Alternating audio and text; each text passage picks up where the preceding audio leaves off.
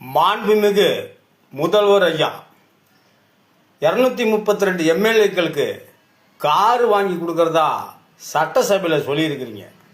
நான் ஒரு விஷயம் கேட்குறேன், எந்த எம்எல்ஏக்கள் கஷ்டத்தில் இருக்கிறாங்க?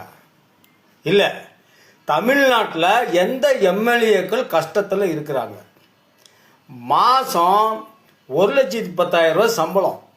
இப்போ நீங்கள் சம்பளம் வேறு ஏற்றிட்டீங்க. சரி, ஒவ்வொரு எம்எல்ஏக்களுக்கும் தனி அலுவலகம், கவர்மெண்ட் கோட்டா, சில மேல்படி கீழ்ப்படி வருமானம். நான் வெளிப்படையாகவே சொல்கிறேன், மேல்படி கீழ்ப்படி வருமானம். அது மட்டும் இல்லாமல் தமிழ்நாட்டில் எங்கே பயணம் செஞ்சாலும், இந்தியா ஃபுல்லாக எங்கே பயணம் செஞ்சாலும் ரயிலு, சொகுசு பஸ்ஸு இலவசம் எம்எல்ஏக்களுக்கு.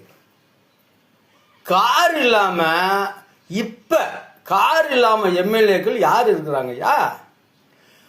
ஒரு சாதாரண கவுன்சிலர் கூட கார் வச்சிருக்காரு. இல்லைன்னு நீங்கள் மறுக்க சொல்லுங்க. சரி, அது போட்டோம். ஜெயலலிதா அம்மையார் ₹1 சம்பளம் வாங்கினாங்க. அந்த மாதிரி ₹1 சம்பளம் எம்எல்ஏக்கள் வாங்குறதா இருந்தாக்கா நீங்கள் கார் வாங்கி கொடுக்கலாம், இன்னும் சலுகைகள் செஞ்சு தரலாம்.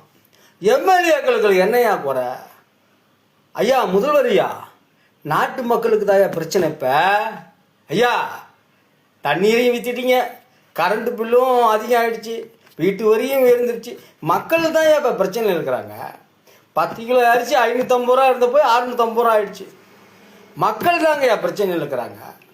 எம்எல்ஏக்களுக்கு என்ன பிரச்சனை? ஸ்டாலின் ஐயா நலத்திட்டங்களை செய்யும் போது ஊரா வீட்டு நெய்யில் ஸ்வீட் செய்யாதீங்கன்னு தேர்தல் பிரச்சாரத்தில் சொன்னீங்க. இப்போ நீங்கள் செஞ்ச ஸ்வீட்டு யார் வீட்டு நெய்ய சொல்லுங்க? எந்த வீட்டு நெய்யுங்கய்யா? நீங்கள் அரைச்சா தக்காளி சட்னி, ஸ்டாலின் ஐயா அரைச்சா ரத்த சட்னி. உங்களுக்கு ஒரு நியாயம், இதுக்கு முன்னாடி இருந்தவங்களுக்கு ஒரு நியாயம். கேட்டால் 75 ஆண்டு கால அரசியலை வீழ்த்திட்டோம்.